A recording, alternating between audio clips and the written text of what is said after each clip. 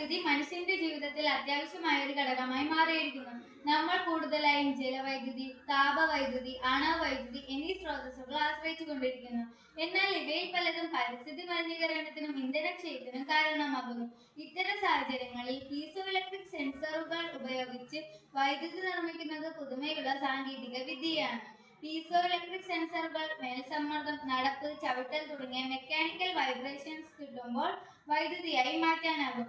ഞങ്ങളുടെ പ്രോജക്റ്റിൽ ആളുകൾ നടക്കുമ്പോൾ കാലടിയിൽ ഉണ്ടാകുന്ന സമ്മർദ്ദം പീസോ ഇലക്ട്രിക് സെൻസറുകൾ സ്വീകരിച്ച് അതിനെ വൈദ്യുതിയായി പ്രവർത്തനം ചെയ്യും. ഇങ്ങനെ സൃഷ്ടിക്കുന്ന വൈദ്യുതി ചെറു ഉപകരണങ്ങൾ പ്രവർത്തിപ്പിക്കാൻ ഉപയോഗിക്കാം. ഇത് പുതിയതും പരിസ്ഥിതി സൗഹൃദവുമായ ഒരു ഊർജ്ജ സ്രോതസ്സായി പരിഗണിക്കാം. ഇതിന്റെ പ്രധാന സവിശേഷതകൾ energy conversion, sensitivity, durability, fast response എന്നിവയാണ്. ഞാനൊരു ഡെമോ കാണിക്കാം. ഞാൻ ഇവിടെ മർദ്ദം കൊടുക്കുമ്പോൾ ഈ LED പ്രവർത്തിക്കുന്നത് കാണാം.